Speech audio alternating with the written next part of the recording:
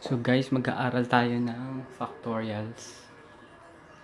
So, at saka yung mga shortcuts nila. So, yung factorials, para lang siyang product ng mga whole numbers. So, example natin dito. First, 4 factorials. So, para lang siyang product nga ng mga whole numbers. So, equivalent ng 4 factorial ay 4 times 3 times 2 times 1. So, multiply natin. 4 times 3, 12. 12 times 2, 24. 24 times 1 is 24. So, ibig sabihin, yung 4 factorial natin, ang product niya ay 24. So, kuha tayo ng pangalawang example. 6 factorial. So, mag-start tayo sa 6 product. So, 6 factorial, 6 times 5 times 4 times 3 times 2 times 1. So, multiply natin sa isa. So, 6 times 5, 30. 30 times 4, 120. 120 times 3, 360. 360 times 2, 720. Times 1, 720. So, yung 6 factorial, equivalent siya sa 720.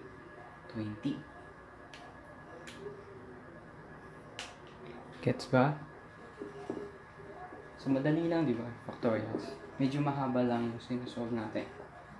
So, magbigay tayo ng example na may addition na. So, 2 factorial plus 5 factorial. So, hindi natin siya gagawing 2 plus 5 equals 7 factorial. Mali yun. So, kailangan muna natin kunin yung product ng 2 factorial at ng 5 factorial. So, yung 2 factorial, 2 times 1. Yung 5 factorial, 5 times 4 times 3 times 2 times 1. Yeah.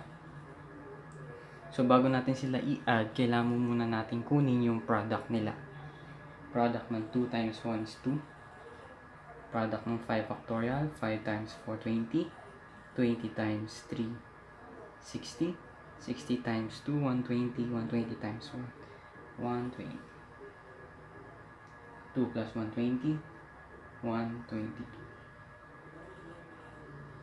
Gets? Okay.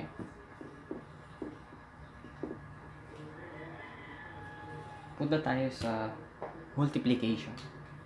So, 3 factorial times 4 factorial. So, again, hindi natin pwedeng i-multiply 3 times 4. 12 factorial. Yung ganito. Mali yan. So, ang kailangan natin gawin is kunin muna yung product nila. Okay? So, kunin natin yung product ng 3. 3 times 2 times 1, yung factors. Factorial niya. Tapos yung 4. 4 times 3 times 2 times 1. So, tsaka natin i-multiply yung sagot. So, product nito, multiply natin. So, 3 times 2 times 1, 6. 4 times 3, 12. 12 times 2, 24. 24 times 1, 24. Tsaka natin i-multiply. Okay? So, 6 times 24, 6 times 4, 24. 2, 6 times 2, 12, 14. So, 144.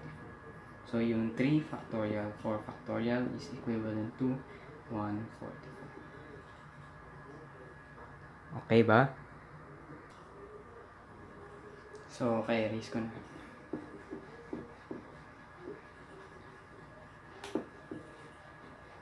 So, next example, mag-division tayo. So, 9 factorial divided by 7 factorial. So, ito try ko muna yung long method. Okay? So, yung 9 factorial, pwede siyang gawin 9 times 8 times 7 times 6 times 5 times 4 times 3 times 2 times 1.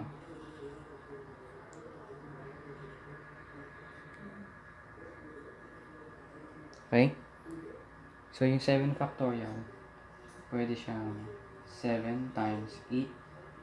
7 times, sorry, hindi pala 8. 7 times 6 times 5 times 4 times 3 times 2 times 1. So,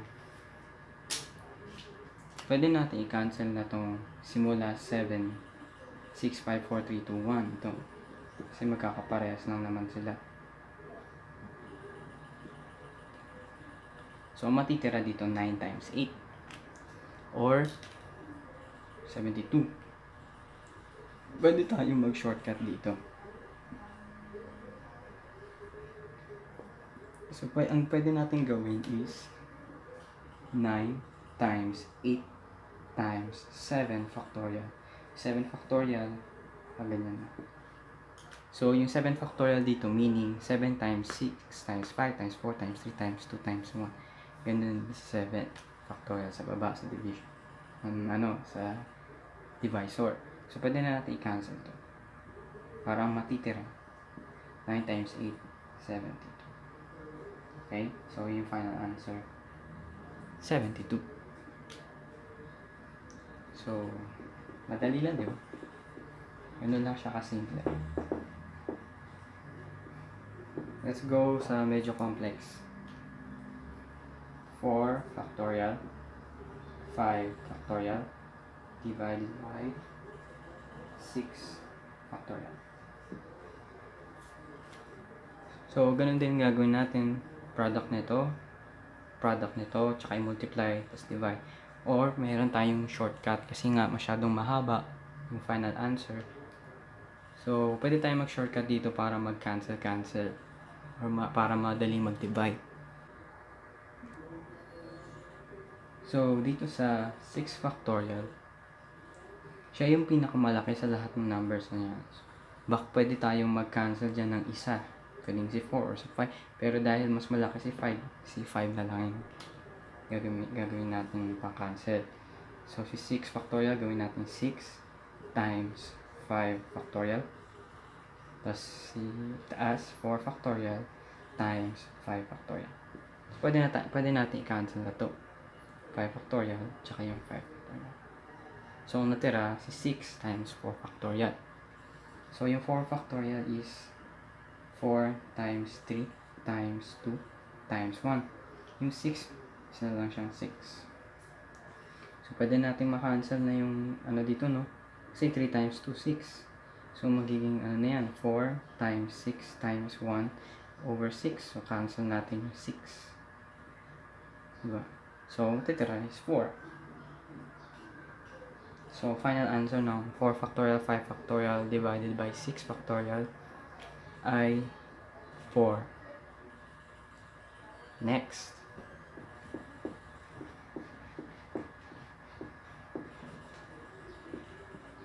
So, pag meron kayong nakitang 0 factorial, ang equivalent lang nito, tandaan nyo na lang, is 1.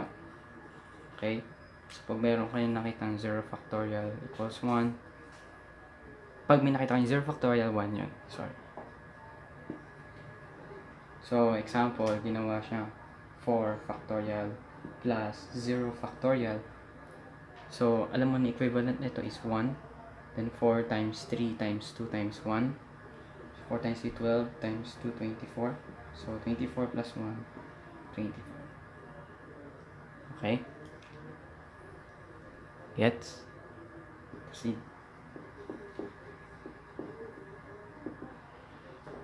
So, other example, gawa tayo ng medyo mas complex pa. 12 factorial over 3 factorial, 10 factorial. So, dito, yung pinakamalaki si 12 factorial. Sumunod yung 10 factorial. So, pwede natin tayo mag-cancel sa 10 factorial. Pero, so yung 12, ibababa natin sa 10 factorial. So, yung 12, pwede maging 12 times 11. 12 times 11 times 10 factorial divided by 3 factorial 10 factorial. So, pwede natin i-cancel yung 10. 10 factorial cancel, 10 factorial cancel. So, ang matitira is 12 times 11 all over 3 factorial. So, ano yung 3 factorial natin? Yung 3 factorial, pwede siyang maging 3 times 2 times 1, diba? So, pwede, may makakancel dito sa 12. Kasi ang factors ng 12, pwede maging 4 times 3 times 4 times 3, diba? So, pwede rin 3 times 2 times 2. 3 times 2, 6 times 2, 12 times 11. Yung factors ng 12, ito yun. Divided by 3 times 2 times 1. So, yung 1, yeah. So, cancel natin yung 3 times 2. So, matitira 2 times 11 na lang. So, 2 times 11 all over 1. So, 2 times 11, 22.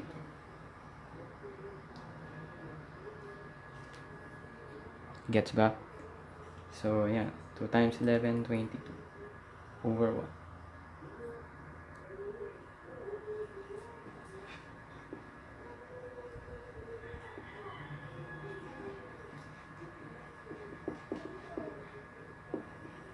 So, punta tayo sa may mga variables na.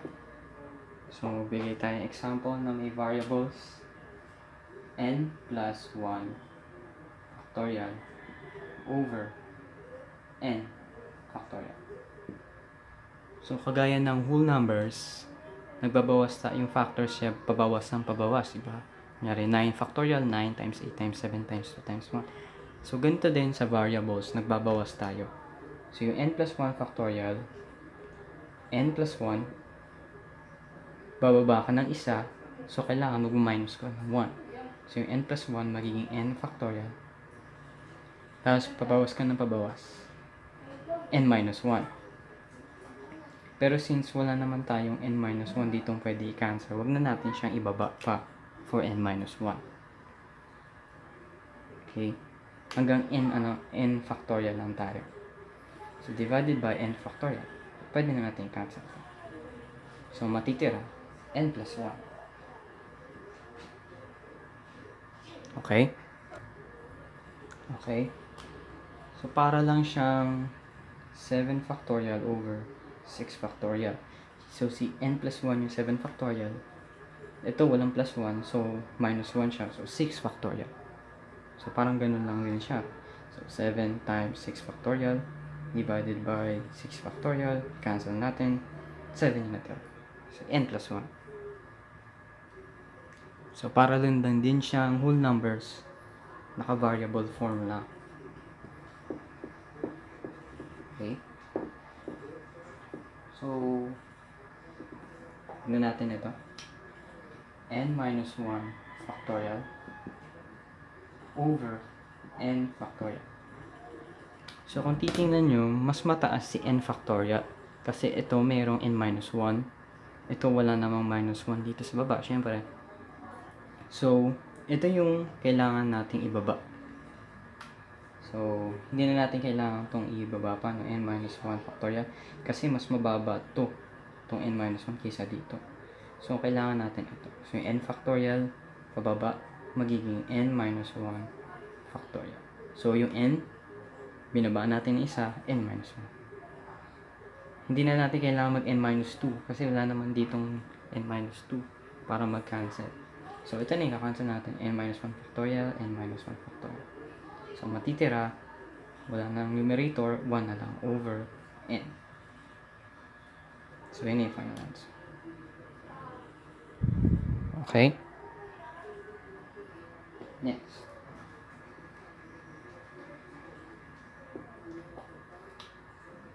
(2n plus 1 all over) may factorial dyan. 2n plus 1 factorial over 2n factorial. So, kagaya ng kanina, ito yung pinakamataas kasi may plus 1, ito wala. So, ito yung ibababa natin para ma-cancel or ma-divide natin to. So, 2n plus 1, baba natin isa, minus 1, magiging 2n factorial. Diyan na tayo mag-stop factorial na. Kasi hanggang dito lang yung divisor natin. So, 2n factorial. So, pwede natin i-cancel na to. So, ang matitira, 2n plus 1.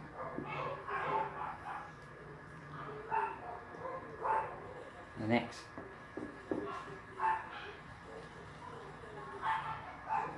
So, gawin na, nakalimutan ko yung minus sa pagsasolve, no? So, magbigay tayong example. 10 factorial minus 8 factorial divided by 7 factorial. So, hindi natin gagawin 10 minus 8, 2 factorial. Mali yun. So, kailangan mo natin kunin yung product nito.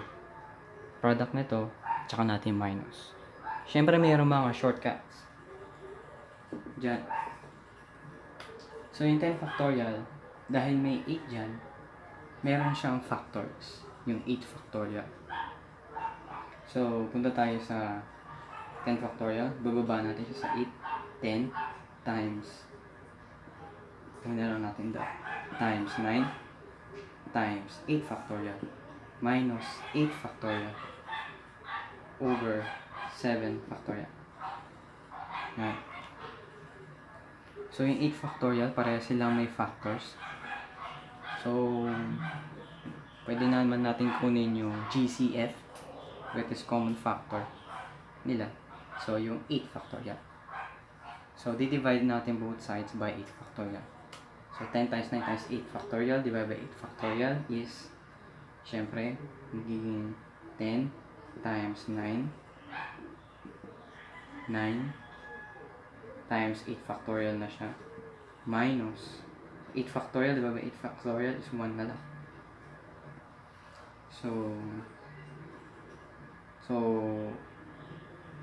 parang ganun yung nangyari. Yung greatest common factor nila yung 8 factorial.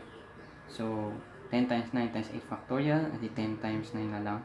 Kasi the rest ng 8 factorial magiging 1. 8 factorial divided by 8 factorial is 1. So, finactors ko lang siya. Divided by 7 factorial. So, 8 factorial, 7 factorial. Pwede na natin itong makancel. Ibababa natin yung 8 factorial. Paano yung 8? So, 8 times 7 factorial times 10 times 9 minus 1 all over 7 factorial. Cancel natin yung 7. Kikita mo ba? Ayan. Cancel yung 7 factorial. So, matitira 8 times 10 times 9, 90. 90 minus 1 over, wala na. Kasi 1 to. So, 90 minus 1, 89 times 8. So, 89 times 8.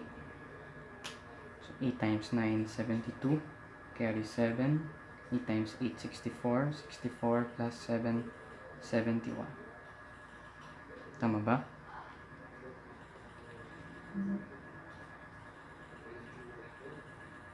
Okay, tama. 712.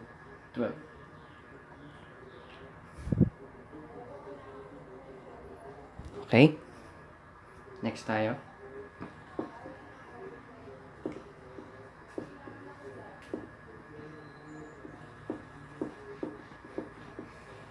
So, yun yung sa minus, subtraction. So, meron pa akong ibang example dito. So, kunyari, n plus 1 factorial over n minus 1 factorial. So, ang mas mataas dito sa dalawa, yung n plus 1. So, ibababa natin yung n plus 1 sa n minus 1 factorial. So, n plus 1. Baba tayo yung isa, n. Baba tayo ng isa, n minus 1.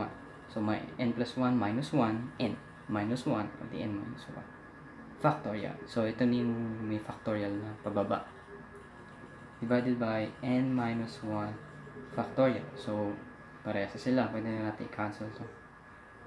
So, yung final answer, n plus 1 times n, or n times n squared times 1 plus n. So, ayan. It's either of the two. Kung ano man yung choices. N plus 1 times n, or n squared plus n. Okay?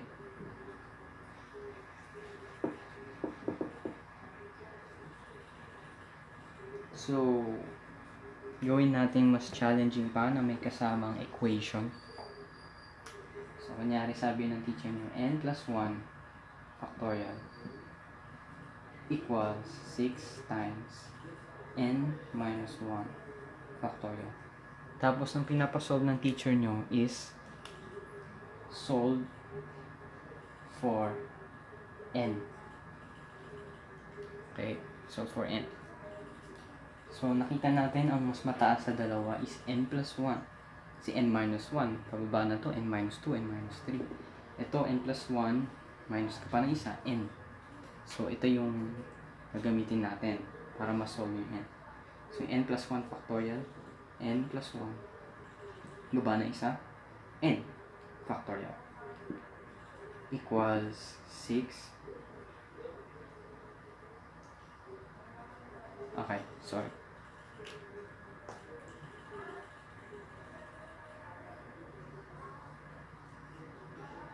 So ang sinusolve natin is n. So, n plus 1, n. Sinusolve natin si n. Dahil pwede natin i-cancel yung n minus 1 sa kabila, magdagdag tayo ng n minus 1 factorial. So, ayan na.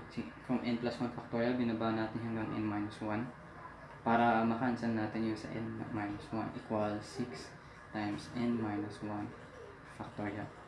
So, para ang matira na lang is yung n tsaka n plus 1. So, divide both sides by n minus 1. Sorry. So, ayan. Para makancel yung dalawa. Ayan. So, ang matitira, n plus 1 times n equals 6. Okay? So, multiply natin para ma-solve natin si n. N times n squared plus n equals to 6. So, magiging quadratic equation tayo. So, magiging ano siya, n squared plus n. So, mag-minus ka ng 6, minus 6 kabila. Minus 6, minus 6 para maging 0 yung sa right side na equation. So, simula dyan sa n squared plus n minus 6 equals 0, pwede natin gamitin yung quadratic equation. So, ano ba yung quadratic equation natin? N squared plus n minus 6 equals to 0. Yung formula ng quadratic equation, negative b plus minus the square root of b squared minus 4 times a times c divided by 2a. So, evaluate natin. So, negative b yung n. So, negative 1 plus minus the square root of b squared 1 squared minus 4 a yung 1 natin, c negative 6 all over 2 times yung a 1. Okay, so meron tayong dalawang answer dyan. So negative 1 plus minus, so 1 squared is 1, so negative 4, so sige sulat natin 1, so 4 times 6 24, negative times negative positive, so plus 24 all over 2. So may dalawang answer dyan. So 1 plus 24, negative 1 plus minus square root of 25 over 2. So square root of 25 is 5. So negative 1 plus minus 5 all over 2. Wait. Ito ulitin natin. Negative 1 plus 5 over 2. Plus yung isa, negative 1 minus 5 over 2. So negative 1 plus 5, 4. 4 divided by 2 is 2. Isa, negative 1 minus 5, negative 6 divided by 2, negative 3. So, n is equal to 2, negative 3, sorry.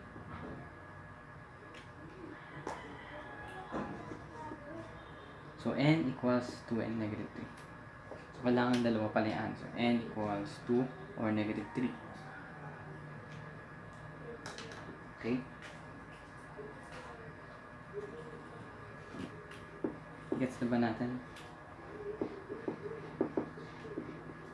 So, yung kanina, solve for n, nasagot 2 and negative 3. Okay, so, magbigay tayo last one na. Last one. N plus 3 factorial times n minus 2 factorial all over n factorial times n plus 1 factorial. So, ganun ulit yung gagawin natin. Ang pinakamataas dito sa tatlo yung n plus 3. So, pwede nating makancel yung n factorial, yung n plus 1. What?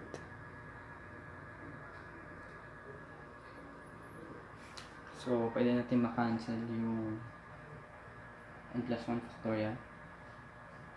So, dito tayo sa n plus 3. Kasi siya yung pinakamalaki. n plus 3 times n plus 2 times n plus 1 factorial. Okay?